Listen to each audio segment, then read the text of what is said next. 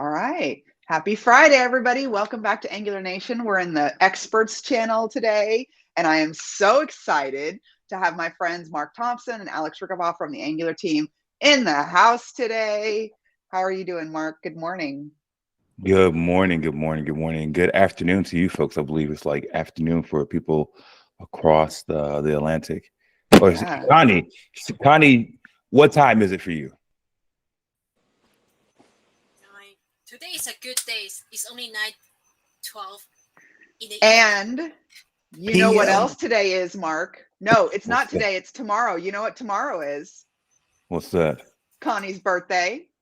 Oh, Feliz cumpleaños. happy birthday. Yeah. We love you, Feliz Connie. cumpleaños. We Happy birthday, appreciate Connie. you. And we're so proud. You know, Connie, obviously, Connie's a brand new Angular GDE. You guys know who Connie is. Connie's an Angular Congratulations. GDE, Welcome. and she's very beloved in our community. Happy birthday, Connie. Not that new anymore. Today is a great day, man. 3 new Angular GDE. Yeah, I'm like, fantastic. I should go So buy great. laundry. It doesn't happen very often. Okay, so as always, I want to thank our sponsor, AG Grid, for helping us have this space for all these awesome discussions to happen. So I have been bugging Mark and Alex for a while to come and hang out with us because we're so excited about all the things that the Angular team's been working on. I mean, there's so many things that we could nerd out about, right? We got the control flow and the deferred loading and SSR and hydration and so many cool things that are happening. So I want to start off, Mark, if you could. I know that Mark's got a set time limit today, and then Alex is going to stay and hang out with us for a while and answer questions, and we're just going to have so much fun. It's Good Friday. And so, Mark, I want to start out just by giving you some space. Well, first, again, I want to thank you both for making time for us today and for getting up so early for us today. And I want to give you space for you to just start out with anything that you can think of that we need to know or anything that you want us to know. And then we'll jump into questions because we always have questions for you. Oh, fantastic. So I actually would love to show a few slides, nothing too heavy, but just a few slides with you folks, because I want people to really understand that what we're doing on the Angular team right now is really special. And I think that so when we first started, when Angular first started, we were able to do a lot to push the like web ecosystem forward with the way that Angular JS came around, right? And we did a lot of industry defining things that changed the way people wrote code and wrote frameworks. And I feel like what we're doing now for Angular v17, we're doing that again. And in a couple of areas that I think are really special. And one of the areas, Alex, please jump in as I'm talking about this, because this is something that I know is near and dear to you, and you spent so much time on this, and as our framework lead. So check this out. This is the thing that I'm super excited about, is predicated on this idea that you can do better in your templates, right? So if you want to do an if else right now, you have to do kind of a lot of work that's non-intuitive, at least for me, especially when I was first learning Angular, right? So if you were to read this, you see the ng if here, and okay, so that kind of makes sense, right? You can kind of follow it. Okay, maybe there's a condition. And then, okay, so if this condition is true, I render this component. And then I'm thinking like, okay, what does the else hashtag robot even mean, right? Because that looks like something, and I'm giving from the perspective of someone who learned Angular as a later part of their web journey in their career, because I spent my career as a Java developer and then doing other like web stuff. So when I learned Angular, I saw stuff like this, and it just wasn't as intuitive, right? And then it's like, okay, so you get this hashtag robot block, like, oh, then I need a template to conditionally render this component depending on what's happening. So not an ideal experience, especially if you're thinking about things you can reason about, things that are really grokkable when you first look at it. Okay, but we can do better, right? And that's the big thing that I always love about this team. We ask ourselves all the time, and Alex is one of those people on the team who I have lots of conversations with him about what we're doing and what we're working on, and he's always asking like, yeah, I think we can do better. Like I brought several proposals to him. He's like, yeah, Mark, I like this idea, but I think we can even do better than that. And so this question is a really big part of the way we've been thinking about the future of Angular. And now we have this new syntax that will change the way that you write your templates right now. As soon as V17 is launched, you will get access to this. And this changes the way you write templates, right? So now you have this nice block syntax chosen by the community, but by the way, the syntax chosen by you. We had an idea of what we liked and what we thought was going to be good. And you all chose this. And data supported this. And we were very surprised because you might even think that Mark, they did better. Right. Exactly. They saw our syntax and said, I think we can do better. That's right. That's right. That's right. Let me go a little more. Yeah. So then you get this, and now this is very readable. And that's what I love about this. This is very readable. If this condition is true, I see my brackets that let me know that I'm grouping the things that will be rendered or the things that will be a part of the template when this condition is true, right? So now, to me, as a developer, I look at this and I was like, oh, yeah, I know what this means. And we get this magical ability that is even more straightforward. Imagine doing an else if before this time. That was even more complex, right? You had lots of workarounds, lots of code, your templates inflated in complexity, and it just really added to this feeling of like, oh, Angular, it's nice, but it's too hard. Yeah, bump that. That's gone, right? So now, much more readable.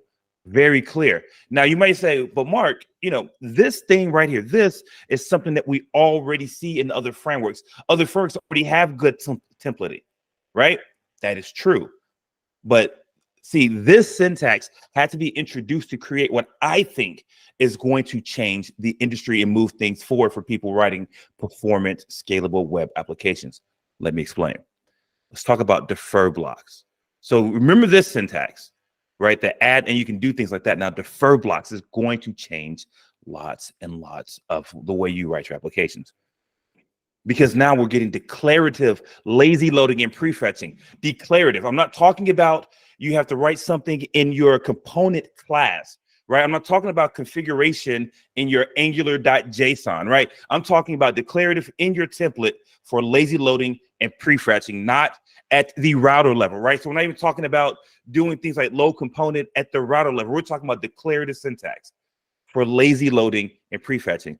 Now, I'm a little bit surprised that you all haven't, I can see you all on camera because I'm surprised this has knocked you out of your seats, but don't worry, I got you. Okay, correct. That's what I'm looking for right there. That's the thing. Okay, friends, here's what I need you to do. If you are able to see me right now, if you can gently place your hands by your side onto your chair. All right, you do that for me? All right, thank you. Now hold on to your seats because this is about to get wild. All right, so here's the premise of what I think we can do.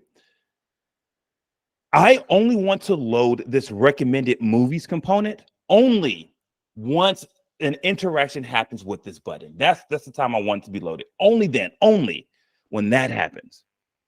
That's a hard thing to do right now in Angular. Like I'm sure some of you are, because this is the experts channel, I have no doubt that some of you are like, it ain't that hard for me. I know what to do. I've been writing this type of code forever. Like you've already worked your way around this. You know what to do. But what about everyone else, especially the people who may not be the senior experts like you folks? How do we make this better for everybody, this experience, and really democratize this high performance experience, right? New syntax. Look at what we can do now. So now we can define with the defer block, we can define when something will be loaded. Okay, so at defer on interaction. So first, let's just rock this line. So we're on the interaction, but interaction with what? With this trigger. So the trigger, so we're using our template variable to say, well, when an interaction happens with this button, then what should happen next? Recommend the movies. Okay, that's special. So lazy loading right there, declarative lazy loading right there, pretty special. But what about when you're waiting for the loading to happen after you've already, you started this process? What about if you're waiting? Okay, fine. Here's some template markup that you can put in there. Whatever you want to put in there. Put another component, put some HTML just like you see. You get to choose what goes in there. But what about if something goes wrong during the loading? Fine. We got you very clear what's happening. Here's our error block. Put more markup in there. Okay, fine. You want more, right? Okay, fine. How about placeholders? How about before any of this even happens? What's the placeholder? And here we can have some more markup of other components. This is the way we're going to be changing the way you do this type of thing. But the trigger that I showed you is just one. We got interaction, but if the browser sends an idle state, we can load then. How about you can do immediately, or how about after a timeout? You want to declaratively lazy load after a timeout. Or what about when a part of the template, a part of the view enters the viewport? Fine. Or on interaction, which we just saw, or maybe on hover. I mean, so here's the funny thing about this. These are all built in. We give you this. This functionality is implemented. You get this right now. But, I get it. I know that experts ask this question a lot. What about custom triggers? So Mark, those built-ins are great, but what can I do because I have unique needs for my application? Fine, we can do something for you as well.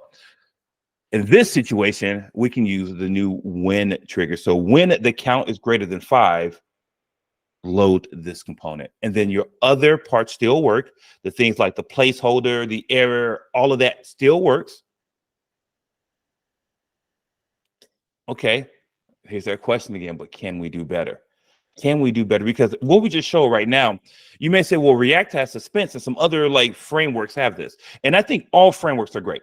I honestly do. I believe that you can build whatever you want with any framework. It's not about comparison, but you may say yourself, where's the advantage of using this versus something else?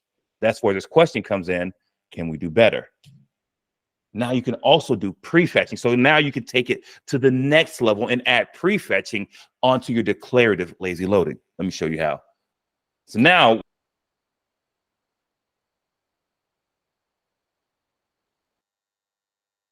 or there's this opportunity to prefetch when the browser sends the idle state. And then you can also do the same thing with the when condition. So we're mixing these two together on interact.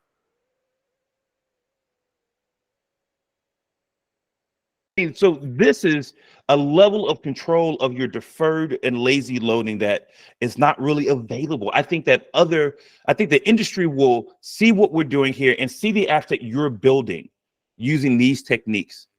And I think everyone will start to try to figure out how to add this into the framework. It will become like a part of way web apps are built, because here's what we want to do on our Angular team. We want to make Angular a place, one, that you love to use the framework, right? But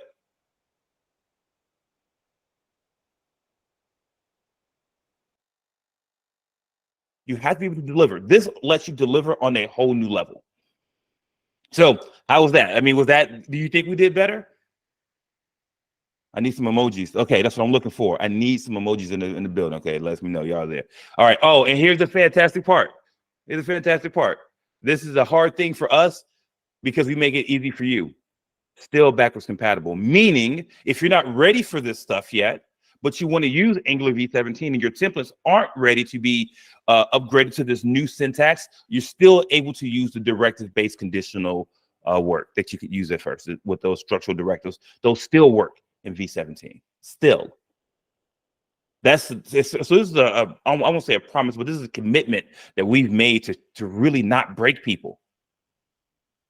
And we're shipping a migration to help you. If you do want to do this, we're shipping a migration to help you.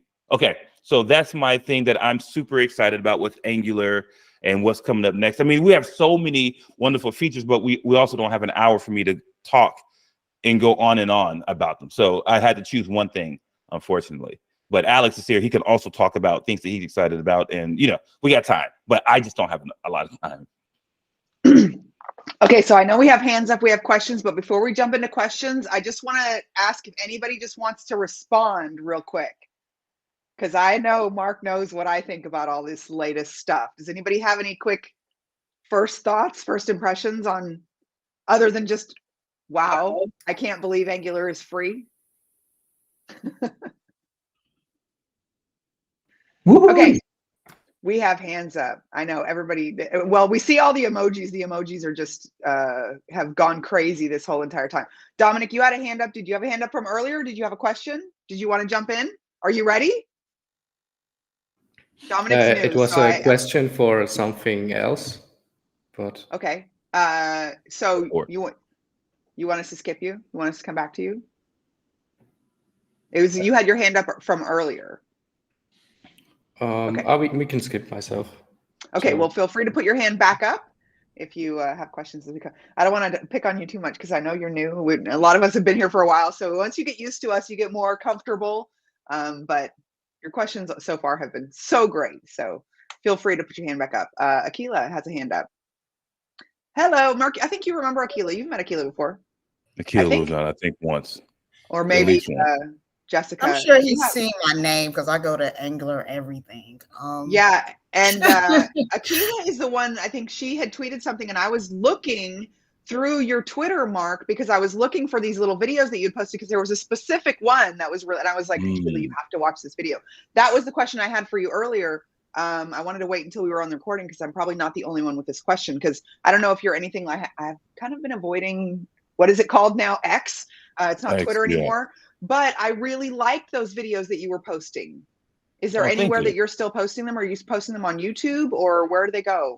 Sure, I'm on YouTube, Instagram, Twitter, LinkedIn. Just search Mark Texan, and then you will find me. So any place, TikTok. I could just subscribe to you on YouTube, and they'll pop up there. It will. Well, if you ever feel like sharing one on Angular Nation, you're more than welcome to post them in here because I just think they're lovely. Okay. Thank you so much. You're welcome. Akila, did you have a question? Yeah, not necessarily about the new control flow feature, but just in general, when you guys create these new features, and me being kind of a beginner, it seems like a lot of the arguments are paradigm based, like we should be using classes because functional programming is better. But I love using classes, right? And one of the reasons why I kept using Angular and stuff like that. Like, how do you guys determine the paradigms that you guys like to use to create these features? And when do you guys decide, we're a compromise? Is it just what's popular, or do you guys try to make it functional?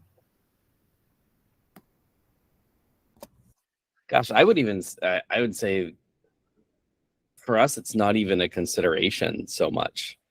We don't really think about it in terms of like functional versus classes, or, like even for the at versus the hash, right? Like one was more HTML like, one was more JavaScript like. We notice the differences, but it's all about the developer experience. It's all about, like, does the tool solve the problem? Is it intuitive? Is it, straightforward to pick up? Do you run into walls as you try to do more advanced things? So we will just put all the options on the table, evaluate all of the options, and personal preference plays, people have opinions and things, but we actually try to kind of unbias ourselves in those conversations and just look at the raw results that you get. So, with the functional router guards, we didn't do functional router guards because we like functions more than classes. We did functional router guards because we looked at the developer experience and said, yeah, this is actually better. Like, you can write router guards in a shorter amount of code. You can, like, many of the things which used to take, a task that used to take 10 minutes or 5 minutes now takes 30 seconds. And we saw that as a win. It wasn't because we thought like classes are bad. You can still use classes. We actually wanted to make sure that if you wanted to use classes, that would be a good experience too. But we saw an opportunity for improvement and we took it. I love that. The last time Jessica was here, she mentioned that you guys were talking to, like the Svelte people and like all these different teams and like collaborating with your competitors. And then there's like all the state management crew going on. And like, there's so much collaboration. And I just love that because it's like, you're instead of having this like pride and ego and like our way is the best way, it's like, let's look at all the ways and all, and just like shamelessly steal them and be like, hey, we love the way you're doing it. Let's adopt that. And I love it. Pavel has a hand up, but Dominic actually had a question to piggyback off Akila's question. So I'm going to jump to Dominic first and then Pavel right behind. Thank you. So I recently wondered, like, when interacting with data, like, for example, I get from an API response, I see two kinds of patterns. Some people wrap those data into classes, also with functions on it. and sometimes they just use plain interfaces. And yeah, what do you think about that? Which is the better approach? Ooh, that's just the thing. I don't know if there is a better approach. I think that like different types of systems, different models for how you want to interact with your data lead to different technical solutions to the problem. And from the framework perspective, what we care about is making sure that Angular works well with both patterns. So that was a consideration when designing HTTP client. Like, if you wanted to use interceptors to like take the raw JSON coming back and wrap it so that your consumers get classes instead of get just plain objects, you can do that. And we've made sure to test that scenario to make sure it works well. It's kind of tricky. You guys y'all are asking these questions. They're really good questions, but it's almost like, and I think this is a problem. It's not a problem, but I think this has been a challenge in the past for the Angular team, when there's technically more than one correct way to do it. And so if the Angular team tries to like lock us into this is the way they're going to choose, then there's all these other things that also could have been correct, that there's going to be argument. And I think the argument, it almost feels like, okay, what's better, Thai food or Mexican food? Or, like we can argue this, but really there's not a right answer. There's technically not a right answer, because they're the right amazing. answer. I'm sorry. If you like spicy. No, go ahead. I was going to say, but I think what Alex said is the right answer, in that if you think about like what's better, Thai food or Mexican food, well, what do you like and what works for you and for your like needs, right? And so you got to choose something that works for your needs. But I understand the question in a different way, because I do understand that like people want us to give some direction. Yeah. Right. But not and just block say off do their this, options. but not block off really the where options. Like we don't want to make the decision for you, because it depends. And so many times the answer is it depends on what you're doing. Right. And then we have to talk more about what you're doing. So really that's what I love about the Angular team, is like looking at everything and looking at all the available options and trying. Go ahead.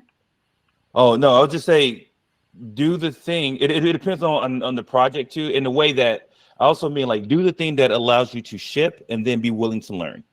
Right. So get your features done. Like, I mean, like, don't get the analysis paralysis of like, I have to do everything the perfect way and I got to like be by the book, because you just will like slow down your velocity. Sometimes you just got to ship your feature and say, oh, I learned that this is not the way to do this. Right. Okay. So we'll do an improvement, but the pre-optimization I've always found in my career has always led me astray, trying to pre-optimize, or even for like performance or for patterns. Sometimes I see the right pattern the first time, and sometimes I'm like, oh, that was a bad idea 6 months later. And I'm like, yep, we should definitely do this better now. Like, I know a new thing. Yeah. This is so fun. We have more hands coming in. Okay, Alex, we had some hands up, but did you want to jump in and respond to that? Yeah, I was just going to follow up a little bit. So, and Akila makes a point here, right? That like Angular's, one of the things people like about us is we're the opinionated framework. So, do we have a recommendation or a best approach? I think we're actually very judicious about when we express strong opinions. And in order for us to say like, this is the way you should do it, we need to know that we're delivering real value by guiding the community in that way. And for choices like this, kind of like, how do I represent my data model? I think we recognize that there's a wide variety of problems out there for which different solutions might work better. And we don't add a lot of value, and in fact may cause harm by like arbitrarily picking a winner and saying this is the way you should do it just for the sake of consistency. There are other choices where that consistency is the most important thing we bring to the table. How do you, how you format your Angular templates, for example, like the style guide of how the actual HTML should look. That's something where there's really not a lot of, you're not going to get a lot of benefit out of one approach or the other, but us coming in and saying, nope, just use the formatter, this is what it does, that is providing value by providing consistency.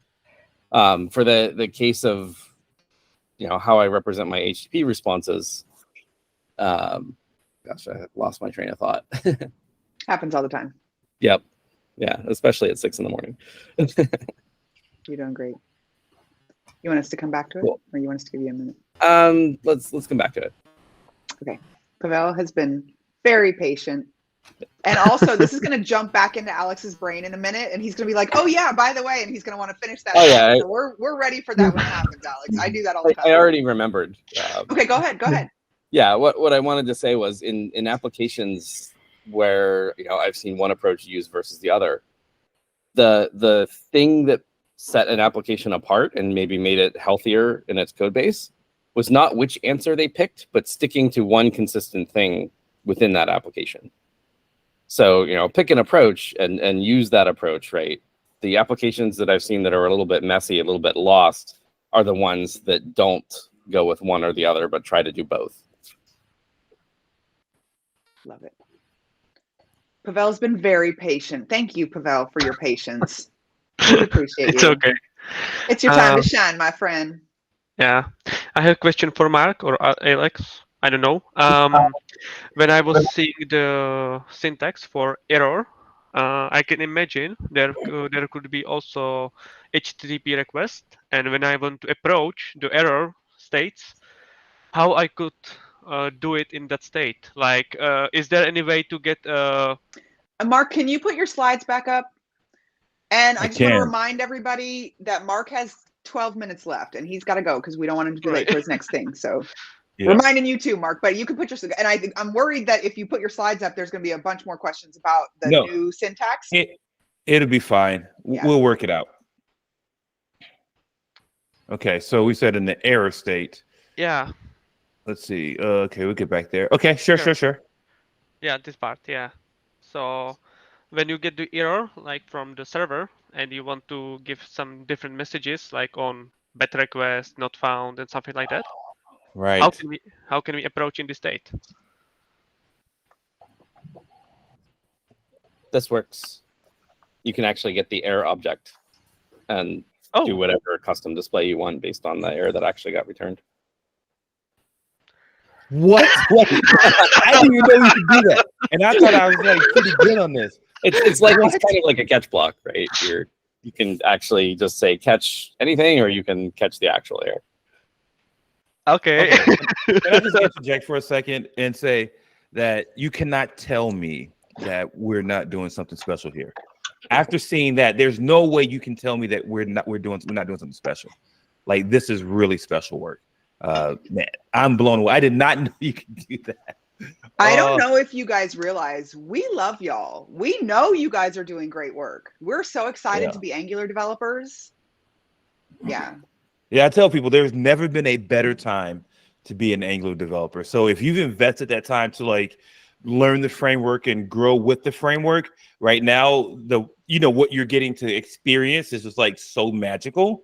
And if you're new to the framework, it's like all the hard lessons that other people had to learn, you get to bypass a lot of that because we've learned so much and grown. So I think for both sides of the equation, how you approach Angular, I think there's just so much value for everybody. And I know that I sound like I'm selling a little bit, but I can talk about it with such passion because I honestly, I believe that if I was not on the Angular team and somebody showed me this stuff, I would go to my tech lead and say, all right, I think we should really look at migrating to Angular because just on the deferred loading, think about all your scalable applications right now, all the places where you could have these enormous components that are mission critical, right? They're business critical. You didn't write them. You didn't make them large. Some other team did, and you have to use it.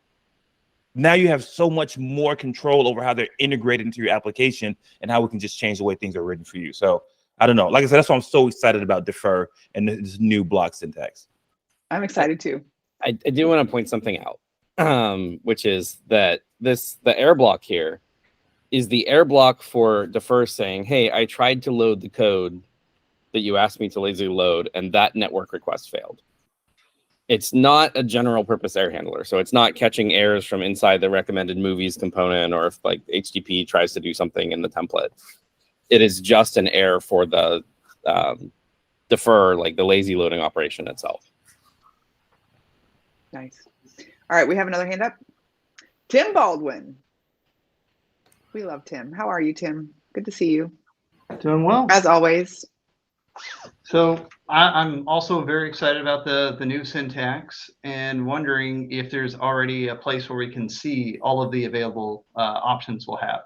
Like I imagine with seeing the if-else example, we probably would have a switch as well and other things like that. Yeah, Alex, I'm pretty sure we have documentation on the way for this stuff. Yeah, actually, we just had a meeting yesterday on like how we're going to actually document the new syntax and put it in the API reference on Angular IO. So it's not available yet, but it's coming. Not yet. Okay, You just gotta hold on, you guys. Yeah, no, we this is November target, right? Right. Yes, V17. Okay, fantastic. So not much time to wait at all. So I've already saw a bunch of things or have ideas. So I like the fact that you're doing a migration tool as well. So it's easy for teams to take advantage of it and rewire a few of the things that we've got, and then already automatically do a lot of it. I'm assuming. So the tool that you mentioned for the migrations, it's going to be looking for every place there's an ngIf and potentially inserting the new syntax in its place. That's the idea, yeah, that it converts the existing ngIf, ngFor, etc. Oh, okay. There are edge cases where we can't automatically migrate, like in a lot of API scenarios, especially if you're doing weird things. One of my favorites that came up is if you're using like, at view child to query for ngIf. First of all, like why, but also no, that doesn't work. You can't query for these new things, right? It's not ngIf anymore. Okay.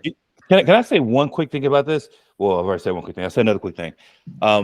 One way to present information is to talk about all the ways that this is like amazing and great, right? But I think a better way, a transparent way to talk about things that we'll take some adjusting to from your side as developers.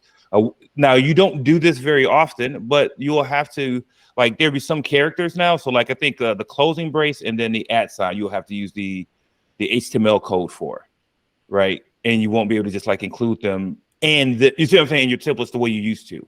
So you have to make that concession where if you're using like the @ symbol for something else in your in your template, you'll have to use the HTML code for it instead, right? And so that's a small thing. Now it's a trade-off though, because how often do people like use code syntax in their Angular templates?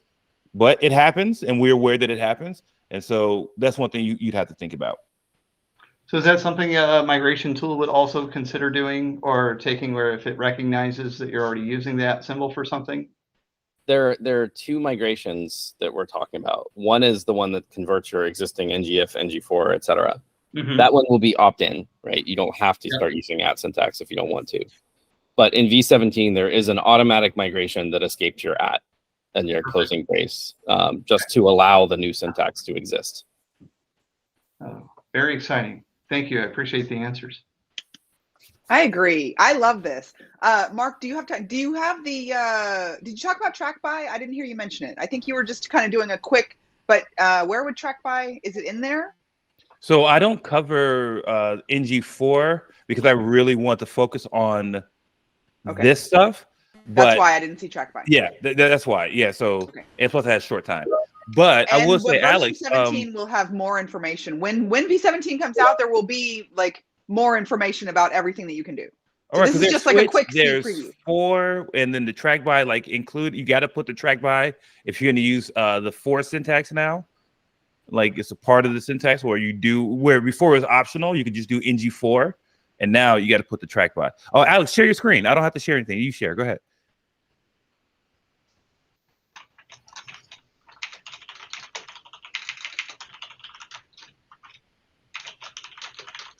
Yeah, there you go. Fantastic.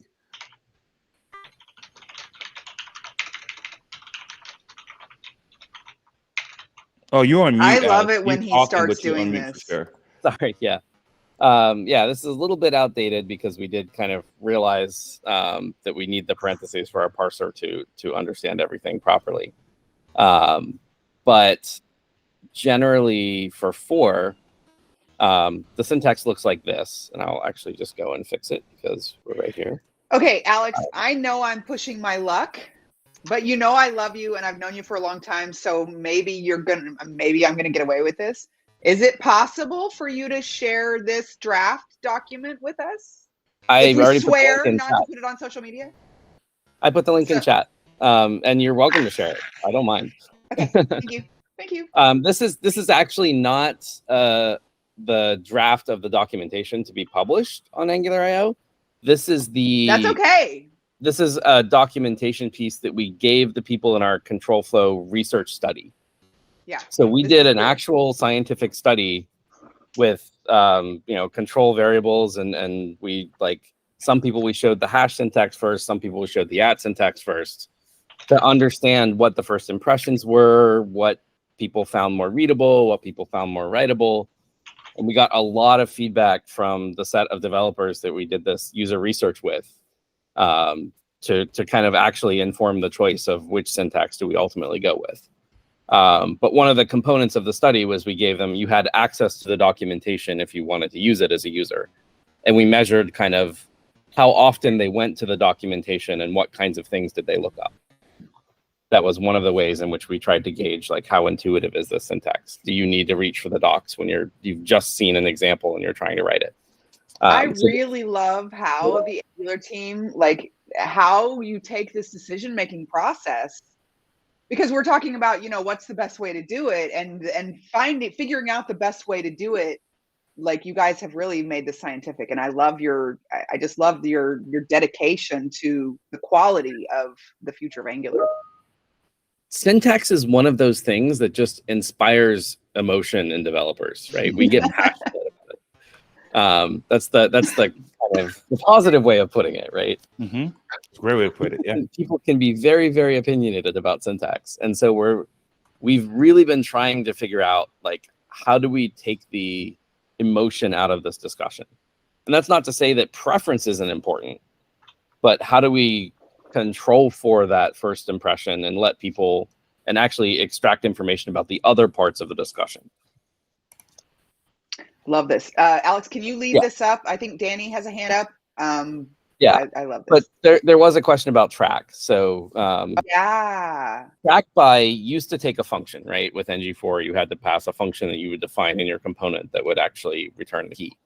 Now it's just an expression. So you can say here, like for item of items, I want to track the ID.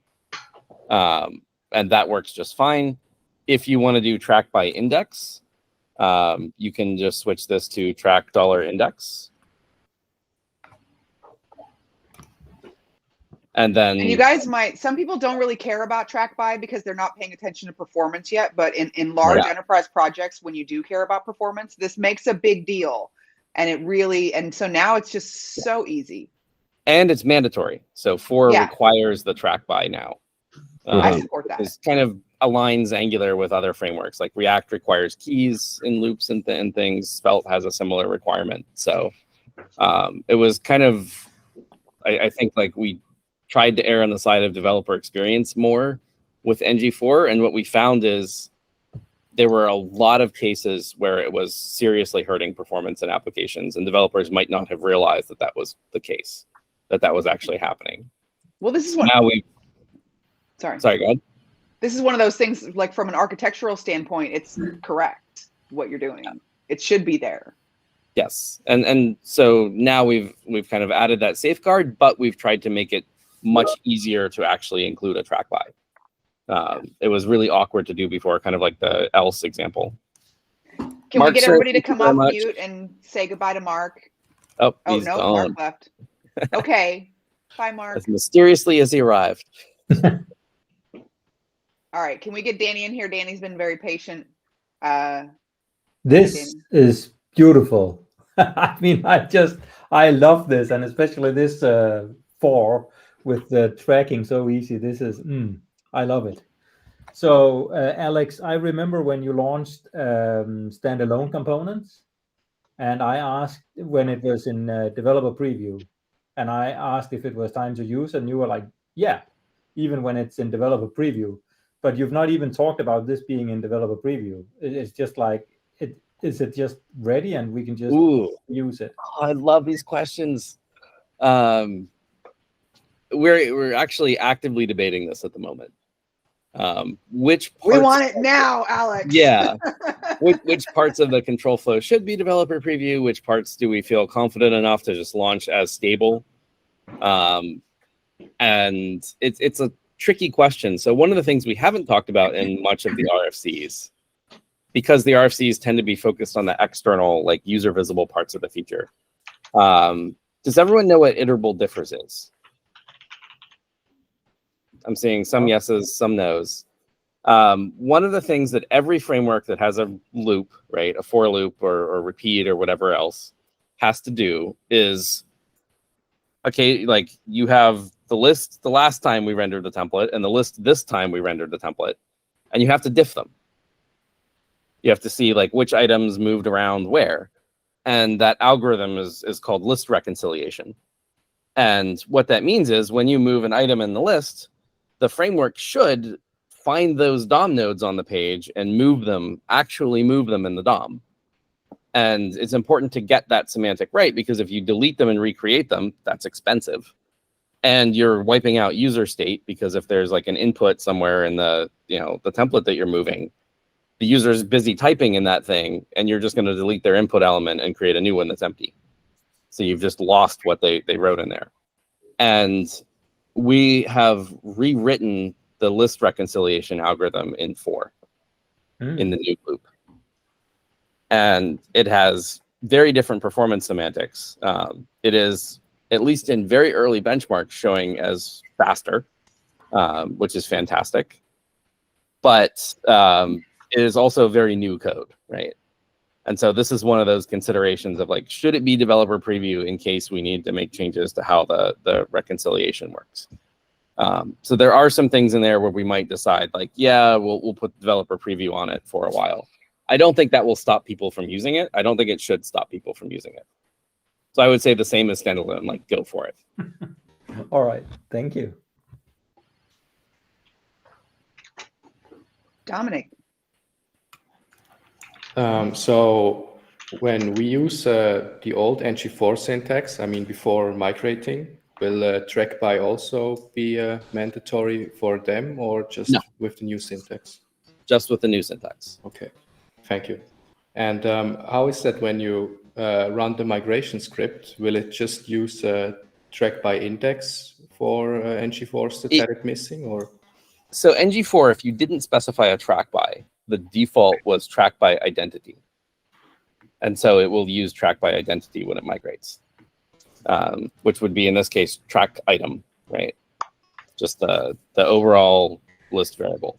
Okay. And the reason this is a performance problem is many applications use state management that does immutable data. And so it looks to the list reconciler. When you're tracking by identity, you change the identity of the object when you change the list. So if you update an item inside an ng4, it's actually changing the identity of the object, and ng4 says, this is not a move. This is a delete and recreate. Because the old thing is not identical to the new thing, is not considered equal to the new thing.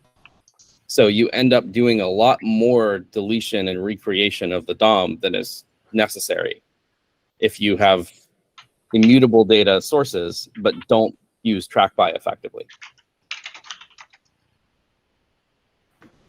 Thank you. So the migration will do what kind of ng4's default behavior used to be, but it's something you should definitely look at and go in and try to fix up. So there's not a developer preview version of this yet, but V17 will be out soon, and this will be in V17. So maybe we'll just have it, and you won't have to start doing this with V17. It's just you can.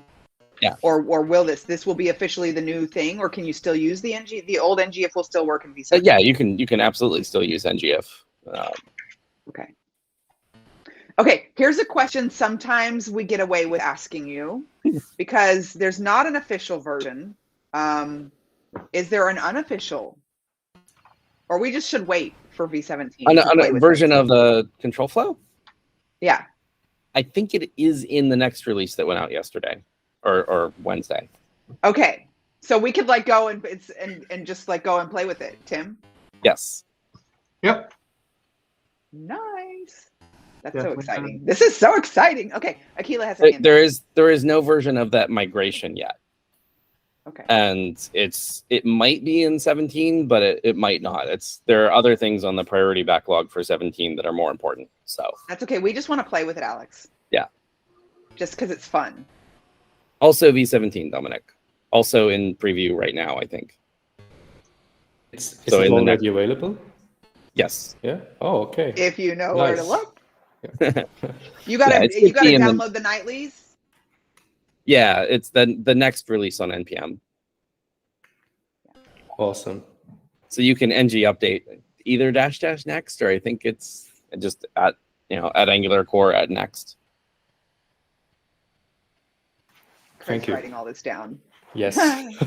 We're gonna have fun today. Okay, Akila And had a hand up. please do test it out. File bugs.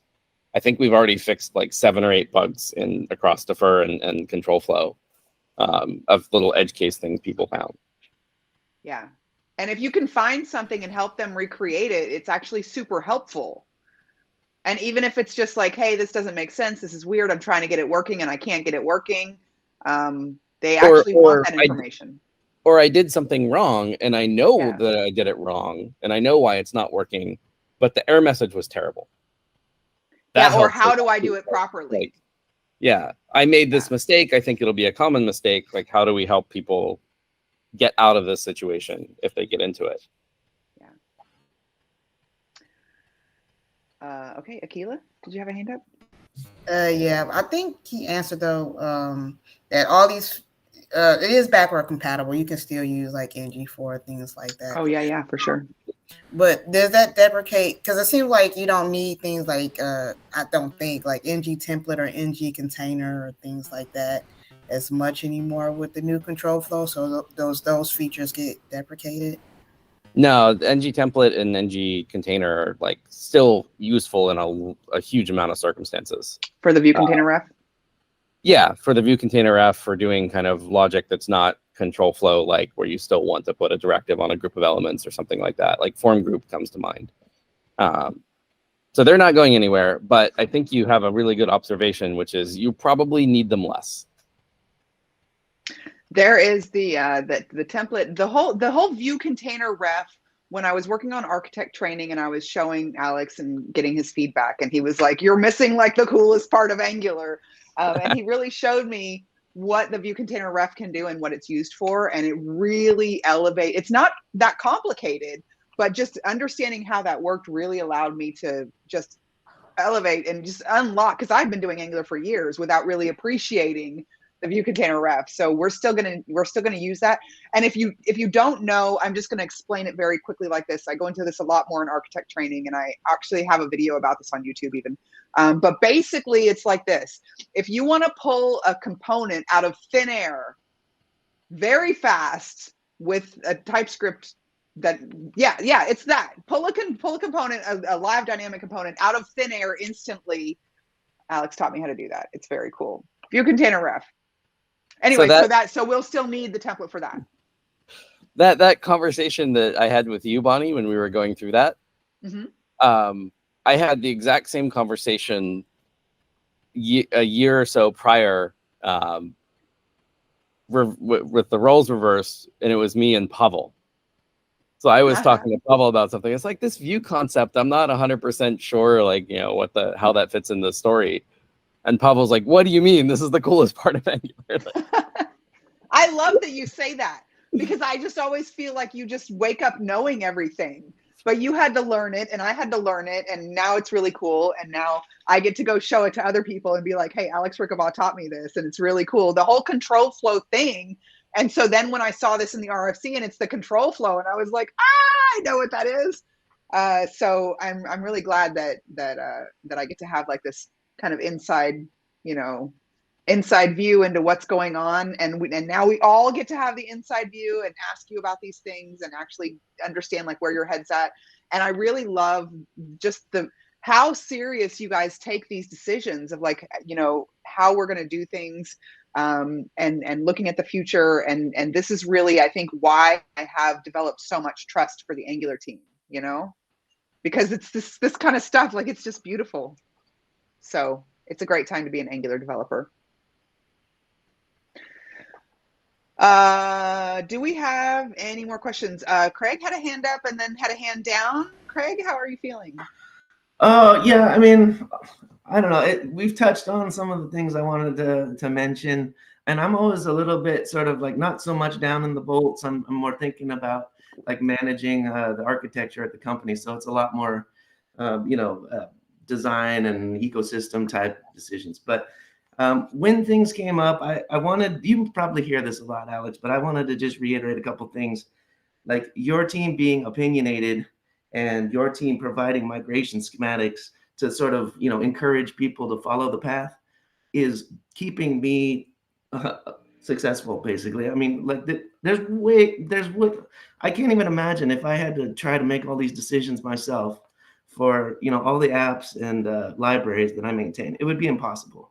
I would be screwed. So, I mean, one of the sort of strategies that I've adopted in my firm is we try to realign as best we can with whatever Angular is doing every time we do a migration. And we've gone from 2 to 16. And that is... Captain, my captain. Yeah. So maybe you've heard that from other people, but like it is critical for us. Like whatever you guys are doing, the magic with schematics, that keeps me alive. That keeps us able to continue using Angular and leveraging the new features, these cool stuff that you're building. So I wanted to punctuate that. And then I guess if I could ask a question, because you're insider guy, what also has really helped us be successful is that we get guidance from you about what is going to be removed and what's going to be added. We're deprecating karma. We're going to get rid of protractor. We're going to, whatever you're bringing in, whatever you're moving out. Is there anything that maybe is on your mind that we should start? So at this level, I would just start, discouraging our developers from taking a certain direction. Like if they wanted to go play around with Jest, normally that's okay. Unless like ng deep. I always get that question. Are we allowed to use ng deep? Is it bad? Is it good? Is it going away? Is it not? Yeah. Yeah. Don't ask me about ng deep. I for years on the team, I was saying like we need to undeprecate ng deep, right? Like there's zero chance we can delete it. The best proposal I've heard so far is we undeprecate it, but we rename it to ng global. Oh goodness. And then it's very clear, like exactly what you were doing, right? You were like escaping the encapsulated styles and going back to global scoping. Global, it just makes me cringe because I've seen so many people abuse it. Like it's like give them an inch and they take a mile. That's what I think of now when I hear global. Give them an inch, they take a mile. I think with the upcoming kind of like design tokens and material, the use cases for these kinds of things are being reduced. So you shouldn't need to reach for the global scoping as much. But to answer your question, Craig, I'm less knowledgeable on the tooling side of things. So like Jest versus Puppeteer versus other solutions, I'm not 100% sure. Okay. On framework side, I would say maybe start taking a stronger line on standalone instead of ng modules. Not because like we're planning on deprecating ng modules anytime soon. I think generally we want to kind of like see what the evolution in the community is there. But what I've noticed is as new features come down the pipeline, sometimes they need to be on standalone to work well. Because just ng modules have architectural limitations for the types of cool things that we can do. Defer is one of those cases. Defer will only actually lazy load standalone components and directives. That's kind of one of the asterisks next to the coolness that Mark described.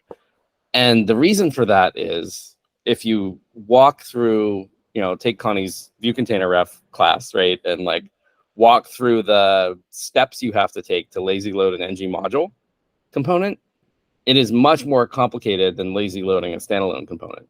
Yeah. And for the design of Defer, which is very automatic, right? It's like you just wrap a part of your template and Angular kind of generates the lazy loading code for you. We actually couldn't do that for ng modules because there's no like correct canonical way to do that. It's only with the guarantees that standalone provides that Defer is able to say like, yeah, just load the thing.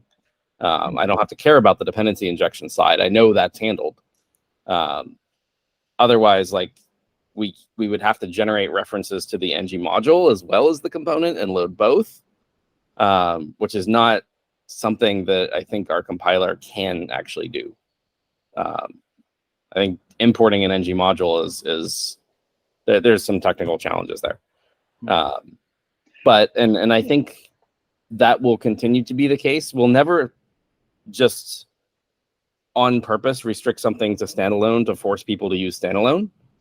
But what I've seen is in a lot of the design proposals that come up, standalone is a load-bearing piece. There's lots of stuff that we can only do because standalone components have the guarantees that they do. I have a question. I want to pause and see if there are any more questions because this is kind of maybe an advanced question. Anybody? Go ahead, Dominic. I have no stop, I think, for at least another hour. So I'm gonna. Well, don't let me forget. I have a question. I'm gonna put my hand up, but I'm gonna save my question because I want to let everybody else go. Go ahead, Dominic. Thank you. So I recently saw a video about someone implementing a bridge design pattern with Angular, where he used like a dependency injection to call functions of the child in the parent. So, for example, to refetch data on a widget. Mm-hmm. And I wondered, like, how can you maybe give some examples about some different patterns that are very Angular specific or that get enabled by dependency injection? Because when I look at our code base, I don't see them that often. And yeah, I think like the hierarchical dependency injection that Angular has is very powerful, but that power is not necessarily the most useful for like your average application developer. There's not a lot of, you're not going to be using advanced DI tricks to kind of do your business logic and just render UI. Where those things come in is in the designs of libraries and kind of like either UI libraries or forms or things like the router, etc.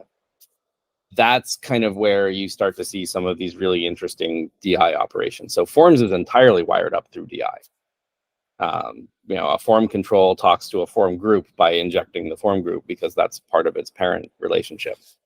HTTP interceptors, right? It used to be kind of configured entirely through dependency injection.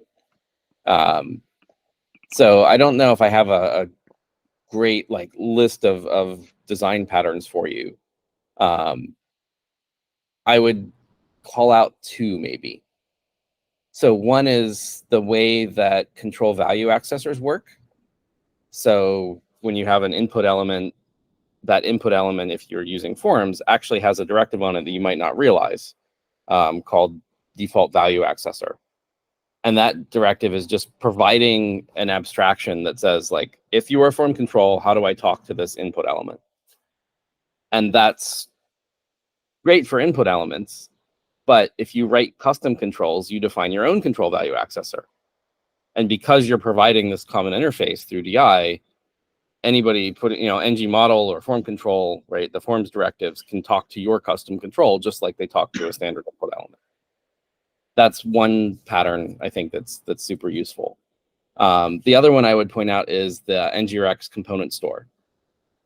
This idea that we can have, if you have state, either you have state in the global store, or if you have one kind of bigger wrapping component that has a bunch of little UI components inside of it that make up its display, its UI, then you can have a provider on that component that is a local store that all of the children inject and then have a shared view of what state the entire structure is in.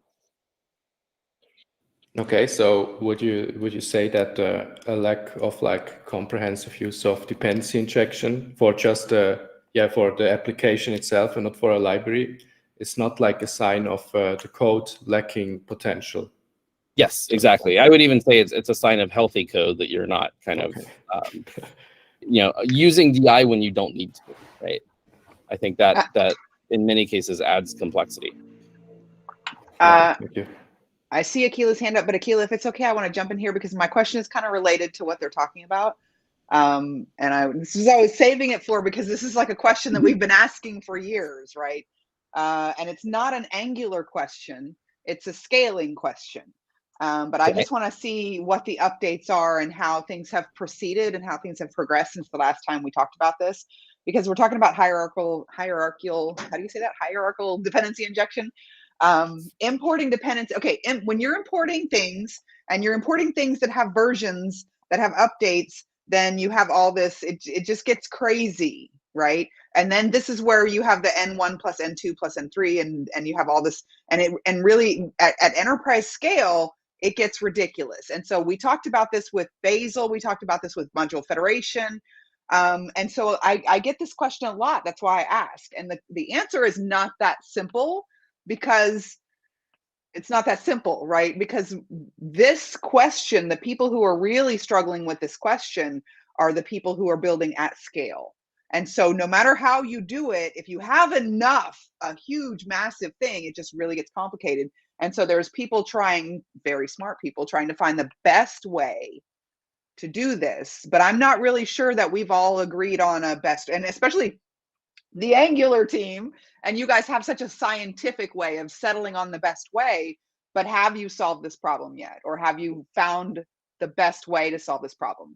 Or this is where you say, like, it's not that simple to go into this. This is the not simple part. Yeah, I think it's not that simple. I think also, Minko is kind of looking at this problem, I think, out of everyone on the Angular team. So I would recommend inviting him on and talking about it. A lot of people are trying to solve this and have been for years. And like Alex Eagle was working on this a lot. Yeah. But there are always, I mean, it's really challenging because when you're talking about massive enterprise scale, like the scale is the challenge. And then looking around to see who's solved this problem, like it's, and so this is really where I think what the number one thing that I lead with in my training is keep it small, right? Whatever you're doing, keep it small. If you have a massive amount of data to show on a page, rather than making a massive page, think about how to make that interactive so that you're not showing 1,000 elements on one page. Like they're not looking at 1,000 elements at the same time. So let's focus on the architecture and not on having this heavy lifting. Like, why are we doing heavy lifting on the DOM, right? Yeah.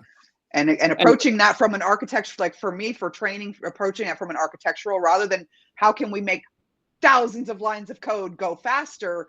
I'm more going, why are you putting thousands of things on one page at once? Let's address that. Because the scaling of this massive scale of having so much code, that I think maybe is a human problem. And I see a lot of people going to the Angular team and going to you and saying, make it faster, make it faster. And I'm like, wait a minute, Angular is fast. What are you doing with it? But that's why we have GDEs and try to help people to. Go ahead. Oh, we talk about that a bit with Module Federation, right? That Module Federation is not really a technical necessity, but what it's doing is it's a technical solution that solves an organizational problem, right? Which is if we have 500 developers building one application, like how can anyone be productive and not break the build? How can you divide that into small teams that still own their own parts of the application? If they're kind of beholden to the entire group to coordinate and deploy and update everything together. So Module Federation is a technical solution to that organizational problem of how do we manage the code as it gets bigger and bigger and bigger. That's such a good way to explain it.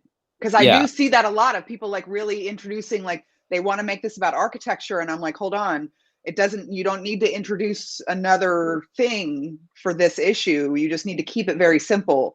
And then I think maybe that's something that took Yeah. me a lot of practice to make it simple. And the problem you're talking about, right? Like, look, we want to display all of this data. How do we do it in a way that's kind of not throwing everything on the page at once? I think Defer is actually a really nice tool there to design the experience in a way, and it naturally forces you to think about, how do I break this up into pieces, and which pieces are going to be loaded at which times? What is the way the user experiences the page, right? And I think even it's not even so much an Angular issue, because I first started learning that with Twitter Bootstrap. I mean, Angular just makes it so much more, you know, with the single page applications, you can pretty much do anything inside of a little box that you want.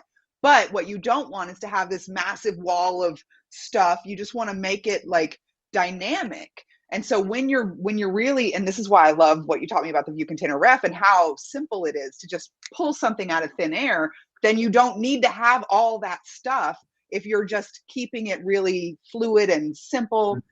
So that's kind of a mindset of way to look at things when you have clients want to show all of this data and you're like, yes, yes, yes. Let me help you make that interactive so that we're not showing it all at once and having the DOM rendering this massive stuff, but it still feels like all this data is at our fingertips. It's just not all on the page at once, because that's the DOM limitation, not an Angular limitation. So I'm out here trying to teach this on the streets, Angular, Alex, and keep them all like, don't abuse Angular. Just, it's like, it's a race car and not a pickup truck, you know, just keep it smooth and clean. And, but I really think that the way that you're streamlining this code and really, I agree with what Mark said. Like, you're always there saying, can it be better? Can it be faster? Can it be cleaner? Can it be easier? And you've been like quietly back there, just like making it, just polishing Angular for years. And we're so grateful. We just love what you're doing. What you're seeing now, right? The changes that we're doing around signals, around control flow, etc., is really because Angular is 10 years old at this point, right? Or more, which is, I think Jeremy had a joke that it's like 90 in JavaScript framework years. That it's Angular is, we have a lot of gained experience from seeing how people use this tool and build applications with it. And that experience is starting to deliver a lot of value. We're seeing where some of the original design intentions that went into, like, this is how you should think about the web application problem, either we got it wrong back then, or more likely, like, the game has changed. What worked in 2012 for AngularJS and 2015-16 for Angular is not not really the best answer in the web of 2023. A good example of that is control flow.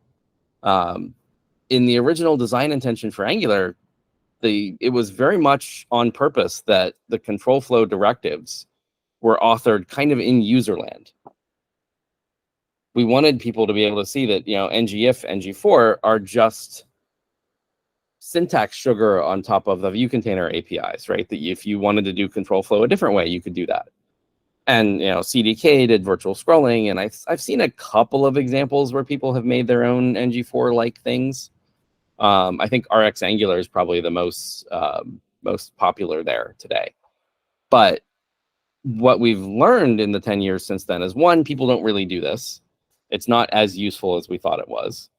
And two, the limitations kind of outweigh the benefits there. The fact that else is so awkward in ngIf is because ngIf is written as a directive, right? So it only gets to see one side of the equation. It only gets to see the if block.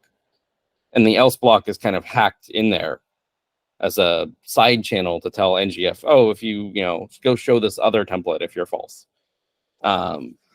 So we've rethought the problem and said, well, let's, we can break some of these limitations by reversing that original design decision, by saying we are going to build control flow directly into the template syntax.